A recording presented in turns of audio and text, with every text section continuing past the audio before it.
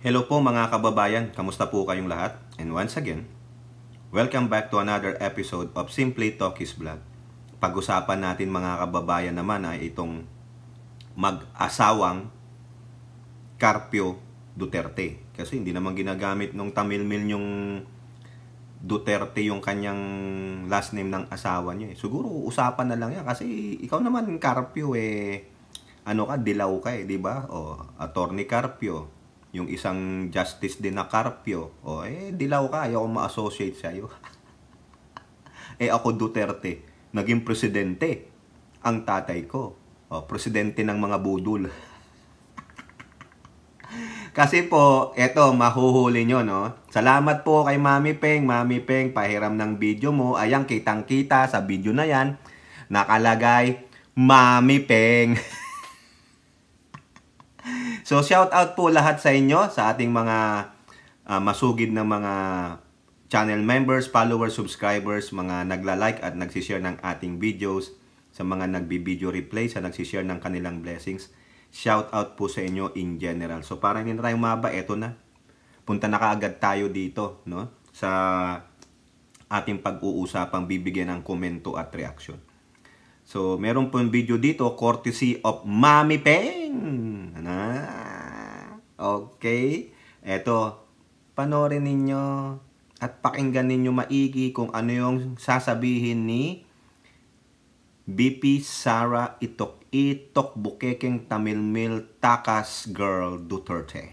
Okay, eto po. Ito ang pangalan ni Kong Pulong at ni Attorney Mans sa issue ng pagpupuslit umano ng 6.8 billion pesos na drug shipment ng flood ni Ma'am. Ano po yung reaction niyo dito? Unfortunately, I cannot speak for Congressman Pulong Duterte. I understand meron siyang mga statements na nilalabas para sa pagsagot ng issue na ito. At napag-usapan din namin ng aking asawa, si Mans Carpio, na kung ano yung sa kanya na issue ay siya lang yung sasagot at kung ano yung sa akin, yun lang din ang sasagutin ko para klaro yung mga linya ng pagsasagot namin. But as I always say, hindi lang dyan sa kaso na i-final sa kanila. Lahat ito ay political harassment, political attacks. Makikita niyo naman, lumabas siya nung umalis ako sa DepEd, lumabas siya nung nagsasalita na ako kung anong dapat ginagawa natin para sa ating bayan. Pero sana ay hindi makalimutan ng taong bayan na ang tunay na problema natin ay kahirapan. At yung problema ng mga tao sa mahal na pagkain. Yun talaga yung basic na problema at basic need ng bayan ngayon. Kaya sana ay hindi sila magpadala sa ingay, but kundi tutukan natin lahat kung ano yung totoong problema ng ating bayan. Kahirapan at kahirapan ng mga tao na bumili ng murang pagkain. Yan po, mga kababayan. Sa unang parte, hinihingan siya ng komento tungkol dun sa pagsambulat ni Jimmy Guban na sangkot yung kanyang kuya at yung kanyang asawa. Ang sabi niya, parang ganito lang yan. No comment. Wala Wala naman tayong nakuha di ba? Anong masasabi mo? Sabi niya, wala po akong pakialam. Maski na sa asawa ko, wala rin akong pakialam. Problema niya yun, di ba? Kumbaga, kung nang babae yung asawa niya, problema ng asawa niya, hindi niya problema. Kung hindi siya sangkot, hindi ko problema. Ala akong pakialam, asawa ko pa man yan. Ang asawang walang pakialam. Parang, hindi niya mahal ang asawa niya kasi problema niya yon, siya ang sumagot doon. Ganun ang di ba? Pinaganda niya lang. No comment, bahala sila sa buhay nila. Ala akong pakialam, maski na asawa ko pa yan. Bahala sila, matanda na sila, adult na sila. Alam na nila ang kanilang sasabihin. Pero ito maganda. Ha? Nahuli nyo? Sabi rin ni Mami Peng to. Alam mo, tama yung sabi ni Mami Peng eh. Naunahan lang ako. Shout out, Mami Peng. Visit ka. Okay. Ano sabi niya? Ang ano lang, dapat in sync kami, in sync. Ano yon? Yung aming linyahan. May linya daw sila. Ha? Ano yung linya? Oh, Mami Peng, basahin mo na yung linya mo. Di ba? O, si Mami Peng, actress yan eh. Oo, actress yan, short-lived nga lang. Di ba nasa Made in Malacanang yan? Dami niya. O, di ba? Ano ang line mo, Mami Peng? Ano ang line mo doon? Sa Tagalog, ano ang linya mo? Ano yung script mo? Yung mag-asawa. May script. Mamaya, mapapakita ko sa inyo, ano yung script nilang mag-asawa. Ha? Pero dito, mahuhuli nyo. Okay? No? Kung matindi ang inyong critical analytical thinking, ang kulit, tawanan na lang natin. Tawanan mo ang iyong problema. Pero tingnan nyo si Tamilmil dun sa video. Mukhang stress na. Hindi niya na alam yung sinasabi niya. Mabobo kaya siya dito. Ha? Ano po yung linya nila? Ha? Ano yung linya nila? Malalaman nyo mamaya. Oh. Pa-surprise muna tayo. Baka naman narinig nyo na kay Mami Peng. Para in sync tayo. No? Kailangan basahin mo maigi yung script. Parang yung ginagawa ko sa official statement. Ang galing-galing naman ng asawang BP. Pero bala ka sa buhay mo ha. Pag nakulong ka, ikaw lang. Kaya, free as a bird ako. Okay. Baka nandyan pa yung may bagong basketball player ba dyan? Sino bang mga rookie ngayon sa PBA? Sino? Pero gusto ko naman yung mga medyo yung mga 6'11". Di ba, Banat Boy? 6'11". Gusto ko naman ng Ducks kasi indahit ako. Tatawanan na lang natin. Pasensya naman kayo. Tandaan nyo ha. Short of saying, no comment. Bahala sila sa buhay nila. Matatanda na sila. At mga lalaki yan, mga yan. Mga lalaki. Ang tanong, totoo bang mga lalaki? Pag pinatawag ba sa hearing, lalaki? Oh, lalaki. O walang ilalaki. Kasi ganito lang. Diba? O, tapos, sabi niya, naglabasan lang daw yun. Naglabasan daw yan. Simula nung nag-resign siya sa DepEd. Gaga. Tanga ka talaga, no? Tanga talaga ito. Bubo! Nag-iimbestiga na, naghihiring na sa lower house bago ka pa man mag-resign sa DepEd. Naghihiring na si Hontivero sa Pogo, sa mga kawalang hiyaan ng Pogo, bago ka pa mag-resign sa DepEd.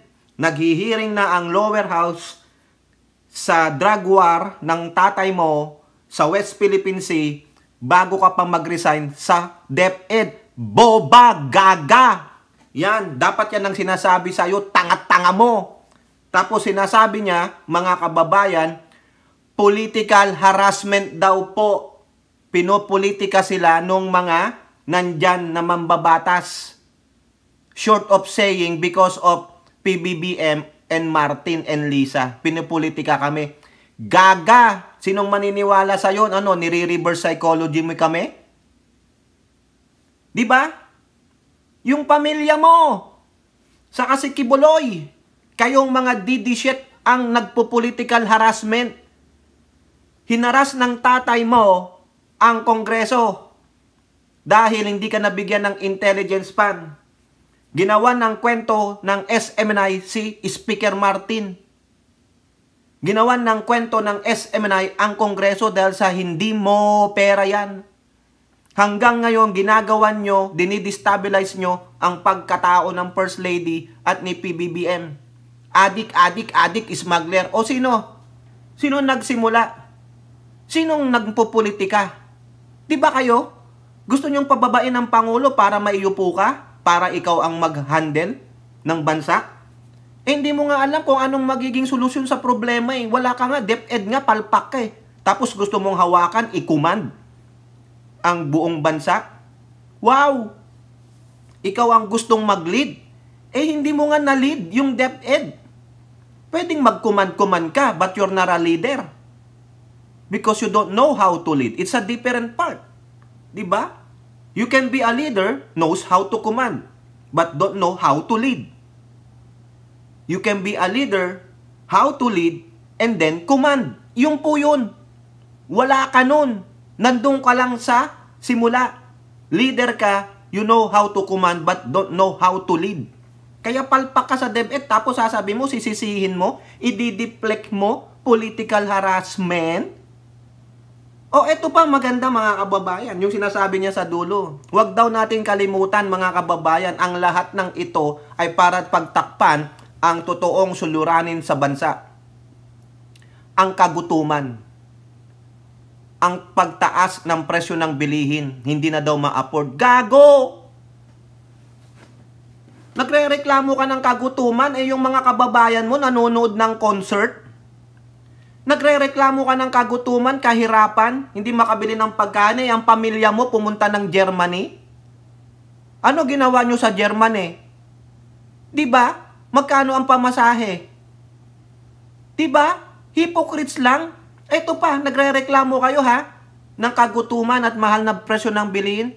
Paano na-a-afford ng mga maisog, ng mga DD-shit, ang magpunta sa Hong Kong, ang magpunta sa iba't ibang parte ng bansa na gamit ay eroplano, magho-hotel, magmo-motel, kakain sa mga mamahaling restaurant.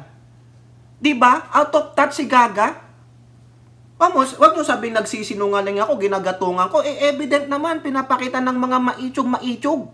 Yung iba pang vlogger, nagpapasalamat kay Kibuloy na wanted. Sabi, salamat, Kibuloy, kumakain kami dito, nasa Hong Kong kami. Yung mga maisog ninyo, si Vic Rodriguez, nagpunta sa New York. Magkano pa masahe? Si Butanding na Talakitok Harry Roque at si Glenn Chong, nasa Vancouver, nasa East Coast, nasa LA. Labas-masok ng bansang Amerika at Canada. Paano na nasabing naghihirap kayo? Nagugutom kayo? Ang ginagamit ninyo ay yung mabababa? Baka sampalin ka ng mga mabababa. Baka suntukin ka din. Pumunta ka sa mga mall, sa mga food court.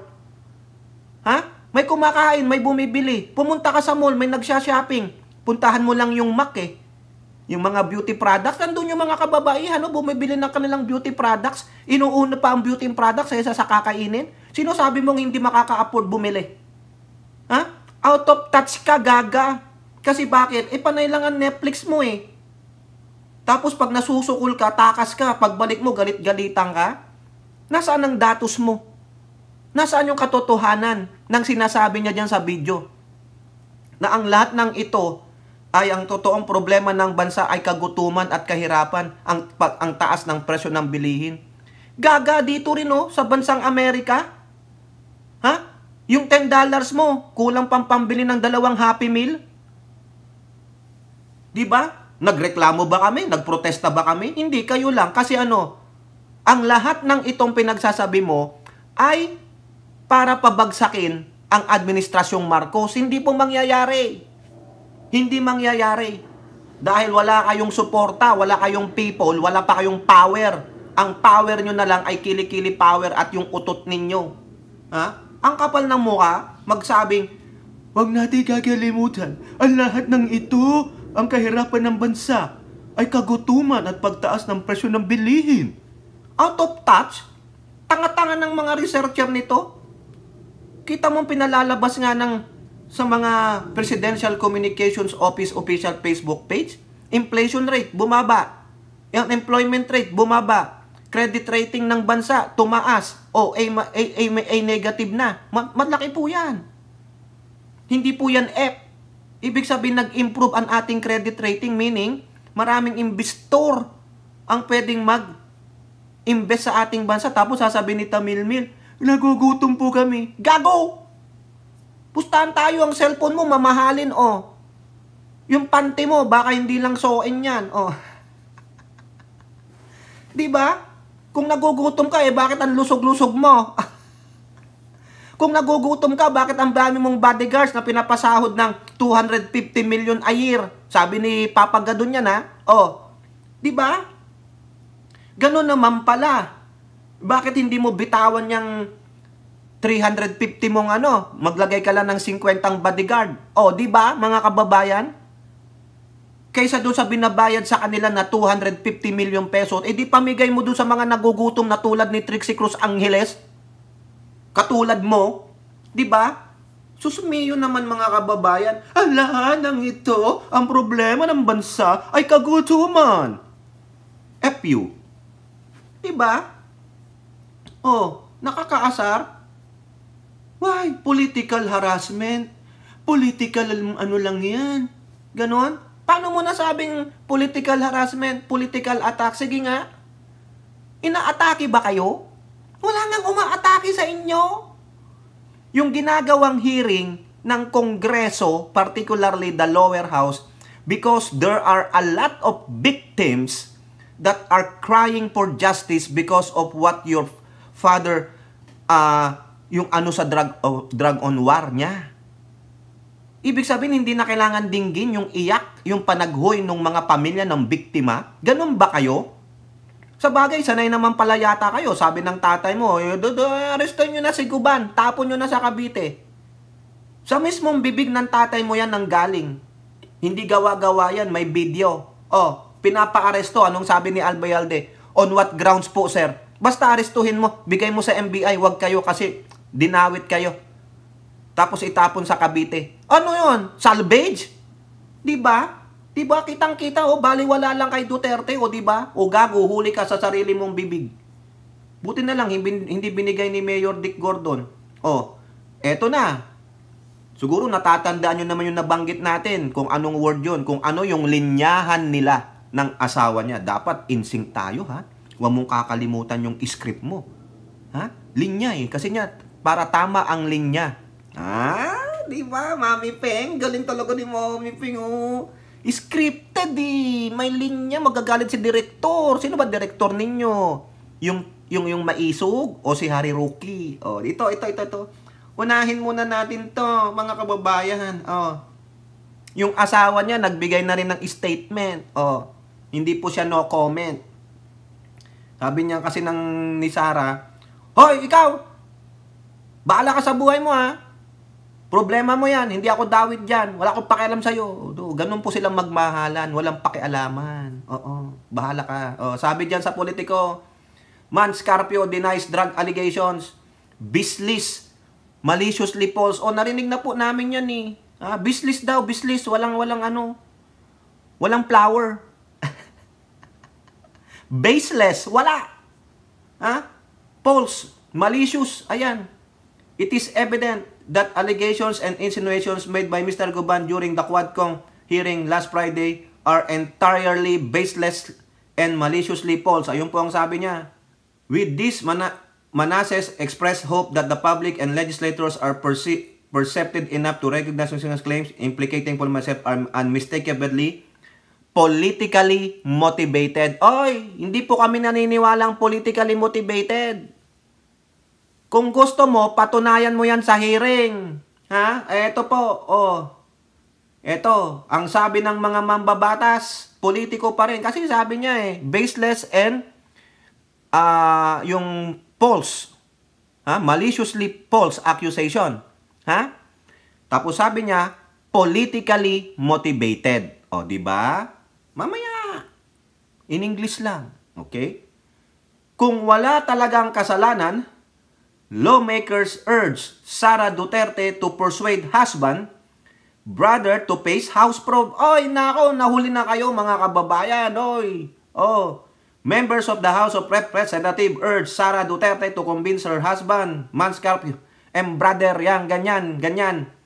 Wala nga pong pakialam. Walang pakialam. Bahala sila. Kung bagag, po yung analogy niya na, ito matagal ko nang sinasabi sa inyo Parang sa Bible lang yan. Yung isa na may sakit, pinagaling ni Christ doon sa swimming pool. O, di tuwang-tuwa siya. Ha? Sabi niya, anong sasabihin ko? Kapag may nagtanong sa akin, sabihin mo lang ganito, sabi ni Christ. Ngayon, nung nakita siya ng magulang niya, nabigla sila kasi alam nila. Sabat eh. Walang dapat gagawin sa Sabat, kundi manalangin lang sa Diyos. Walang gagawing trabaho. Hinto po yan, sacred yung Sabat day. E nung nabalitaan niya, nung mga Pariseyo at Saduseyo ng mga pare noon, tinawag nila siya. Tinatanong siya, kasi po may nagpagaling sa akin, ganito. Tinanong yung magulang niya, kayo, alam nyo ba to? Kasi pag sumagot ng oo yung magulang niya, dawit sila, parurusahan sila, ikukulong sila. Kasi nga Sabat, bawal yun, sacred. Anong sabi ng magulang? Tanungin nyo po siya. Matanda na siya. Adult na siya. Alam niya na ang sasabihin niya. O diba safe na safe? Yung po yun. Sinabi dun sa video ni Mami Ping. Mami Ping, shout out ha. Huwag mo ako i-copyright ha. Luka-luka ka. Hindi magagalit yan si Mami Ping. Ganyan ako niya ni Mami Ping. Kung dati ganito lang kami ni Mami Ping, dinagdagan niya pa ng ganun. Di ba? Hindi. Kachokarang po yan. Katokis yan si Mami Ping. Biruin nyo yan, naka-member sa akin yan simula-simula ha. No, sabay yata sila ni Ai Chang. Mangarap kayo na isulat nyo sa tubig kung gagawin yan ni Sara Duterte. Baka binugbog niya mga asawa niya dyan. Baka pinagaganong-ganon niya. Asawa niya, gago ka. Walang yaka. Ha? Tarantado ka talaga. Di ba dun sa video, ang problema ni Carpio ay problema niya. Bahala siya. Wala akong pakialam, maski na asawa ko pa siya. I will not help him. Ayun, para hindi man sabihin, ako ay nang babraso. Para lang naman sa pagiging mabuting asawa, may bahay, sabihin mo lang. Disregard mo yung pagiging BP mong inutil. Ha? Hoy, Carpio. Pwede ba? Umaten ka doon. For the sake of our family. Sa bagay, di ko naman dala ang last name mo eh. Duterte lang ako eh. Biri mo yun. Sa bagay, pwede naman yun, di ba? Kung inaalaw ng batas o sa usapan nyo, ayaw kong dalhin ng last name mo ha, kasi nakakahiya. Nakakadiri. Inasawa mo pa. Sumagot ka pa ng yes nung nag-propose. Sino po nagsabi niya na kumbinsin niya ang asawa niya? Si Jill Bungalon. Si Representative Jill Bungalon. Sabi niya, BP Sara is better off convincing her husband, Mans, and her brother Paulo to join the House Quadcom. This will benefit her beleaguered family and Wala nga. Walang pakialam kasi may prinsipyo sila. Kasalanan mo lang. I will not help you. Iiwanan kita.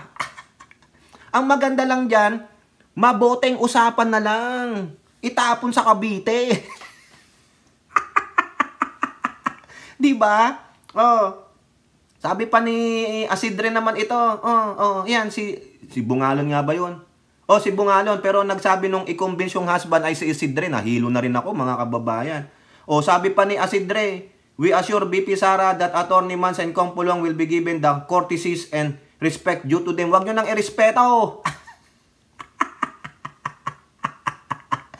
Diba? Praning pala tong mga to eh.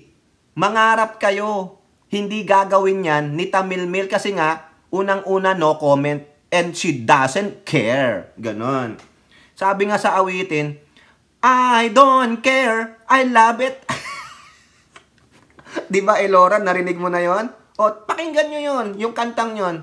Wala siyang pakialam kasi she's on her own little world. I don't care, I love it. I love it. Ganun po yung kanta niyan. Diba? Tingnan nyo nga, kanta na nga ni Taylor Swift, yung isang kanta ni Taylor Swift na mukhang ang sinister talaga si Duterte, si Sara. Tingnan nyo, di niya nga dinadala yung last name ng asawa niya eh. Wala siyang pakialam eh. Yang pa kaya? Huwag na kayong mangarap. Ang gawin nyo, pag hindi umaten, contempt. Yun lang yun. Diba, tingnan natin kung may mga yagbols itong mga Duterte na ito, kasama si Mans Carpio. Nakakahiya ka, Mans Carpio, pag di ka umaten dyan. Nakakahiya sa mga, related ka ba kay former Associate Justice Antonio Carpio, dun sa isa pang justice ng Supreme Court na si Carpio, yung babae. Kaano-ano mo sila? Kahiya-hiya naman yan. Mga justices ang kamag-anak mo kung sakasakali lang, di ba? Tayo mataas ang pagtingin natin sa mga justices. Ano na, Mans Carpio, man up! Nga? Ang balita nga indahit ka din daw palagi. Di ba? Eto na mga kababayan, baka inaantay nyo na kung ano yung linyahan nila ng asawa niya. Di ba sabi ni Tamil Mil? Para yung linya, maayos. Di ba doon sa video ni Mami Peng? Di ba? Ano sabi nung asawa niyang BP? Political harassment, political attacks. Nabanggit niya din ito sa Politico, yung balita ng Politico. Ito, linawin natin sa GMA News din. Mans Carpio echoes wife BP Sara says drug allegations are political attacks. Yung linya nila. Sabi ng director, ito ang ilalagay nyo. Ito ang i-emphasize ninyo, ha? Kasi kami, dito sa Maisog at yung mga sila Roking Talakitok, si Chong, si Angeles, si Rodriguez, saka yung sinungaling dito sa LA ay mga drugs. At yung mga boy-girl nating mga kakampi, drugs. Ang Pangulo. Pero kayong mag-asawa, na mukha namang di kayo mag-asawa, ha? Kasi hindi kayo yung BP, walang Carpio, Duterte lang, ha? Kasi sikat ikaw Carpio, hindi ka sikat. Ha? Ito ang linya mo. Huwag mong kakalimutan. Kasi pag nakalimutan mo to, take 2 tayo. Ayaw kong mag-take 2. Gusto ko take 1 lang. Ha? Mahal akong mag-direct. Ganon. Yan, sabi mo. Political harassment or political attacks. Ayan, sabi niya, political attacks. Diba? Para hindi maano ang linya. Para hindi kami mabokya. Kailangan pareho kami ng sasabihin. Mukhang dito, mukhang mag-asawa sila. In unison sila Pero after that, bahala ka sa buhay mo. He can defend himself. Ayun ang sabi ni Tamil Mil. Ayan. Ito sabi niya. Mukhang ito rin nasabi doon din sa Politico pero mas malinaw dito. The allegations and insinuations made by Mr. Guban during the Quadcom hearing last Friday ito nga yung sa Politico. Dito na lang sa dulo. Ha? Implicating Congressman Pulong and myself are unmistakably politically motivated. Tama, mali. Di ba? Political attacks, political harassment. Kasi nga po, mga Duterte kami. Makiki-Duterte na rin ako. Ganon. Ito pa sabi ni Carpio. It has always been my personal policy and guiding principle to remain entirely separate from politics or any government-related matters. As a private citizen and a practicing lawyer, my sole concern is the welfare of my family and the diligent protection of my clients' rights and interests. Ala naman kaming pake dyan. Ibinigay ang pangalan mo Sabit ka Di ba? So what? Ang maganda na lang dyan, umaten ka. Pabulaanan mo yung sinasabi ni Jimmy Guban. Hindi yung ganyan, Halatang-halata naman, scripted may linya Politically motivated, political harassment, political attacks. Ayan yung linya nila. Parehong-pareho sila ng asawa niya. Diyan sila in sync. Parehong-pareho. Pero after that, bahala ka sa buhay mo. Basta ako magbabasketball. Di ba mga kababayan? Yan po mga kababayan, di ba? Linyang-linya lang nila. Scripted. May director. Paano? Alam nyo, pag namali ng linya si Carpio, baka, walang yaka. Baka sampalin ni Baste. Ganyan. Sabi naman ng asawa, walang yaka. Di ba nang buntal ng sheriff? Anong mas maganda? Sampal or tuntok? Kasi sampal or tuntok. Sabi na lang ni Mans Castro, indahit na ako. Sabi naman ni Sara, Leche! Kaskas mo sa pader. Mali ang linya mo. Nasira tayo. Magti-take 2 tayo. O, di ba? O, kayo po, ano pong inyong masasabi? No? Wala. Political harassment, political attacks, politically motivated. Tapos daw, naghihirap daw ang mga Pilipino. Wag kami. Nakakapagbakasyon nga kayo dyan, no? Japan, pagdating ng yung cherry blossom, ay punta tayo ng Japan, punta tayo ng Hong Kong, punta tayo ng Singapore. Di ba? Gago. Kung naghihirap ng mga Pilipino, ang mga itsura nyo, mga kalansay na. Hindi. Tingnan mo siya, oh. Ang lutsug-yutsug mo. Tingnan mo siya, Ai Yuki. Ang lutsug-yutsug niya. Diba? Ang lulusog ninyo. Oh, pa-Jollibee pa nga kayo. Nagugutom ba kayo? Leche. Gamit na gamit ang poverty porn sa mga Duterte era. Wala na. Ang naniniwala na lang sa inyo, 16%. Baka nga babagsak pa yan eh. Kasi wala kayong may pakitang pruweba. Yung sinasabi nyong nagugutom, punta ka lang sa mall eh. Sabi ko sa inyo, punta ka kay Diwata. O, tinan mo yung parisan niya.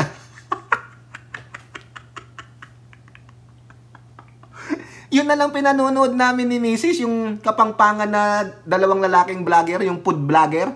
Oh, yung pupuntahan nilang mga karinderya, kainan, hahaba ng pila, o na gano'n ba naguguto? Wala ka nga pinakitang ebidensya. Ha? Wala kang pinakitang numero na base sa pinag-aralan ng mga government agency. Ang ibinibigay mo lang is yung salita na walang ebidensya. Anong gawa nun? Kasi nungalingan, naratiba. O, di ba? Nagmamakaawa ka. Gumagamit ka ng poverty porn. Kung gusto mo ng porn, punta ka ng porn. O, di ba? Leche. Nako, pare-pareho kayo ng lintayan ng mga maisog. Nagugutom na kami. Naghihirap na kami, Mr. President. Kung nakikinig ka lang sa amin, tignan mo, naka-Apple iWatch ako at naka-iPhone 15 ako. Pero ako ay gutom at naghihirap ako. Leche ka, binigyan ka nga ng maganda sa sapyon eh. Sino ba yung Papa Gadon? Siya ba yun? Papa Gadon? Papa Gadon, dapat ako na lang binigyan mo ng magandang sasakyan. Hindi na yung nagugutom na yan. No? Hindi naman gutom yan. Gutom kayo sa kapangyarihan. Gago. O yan, pasensya naman. O, kayo po, ano pong masasabi ninyo? Comment down below and don't forget to like and share. Hope to see you on the next videos. Bye-bye. God bless.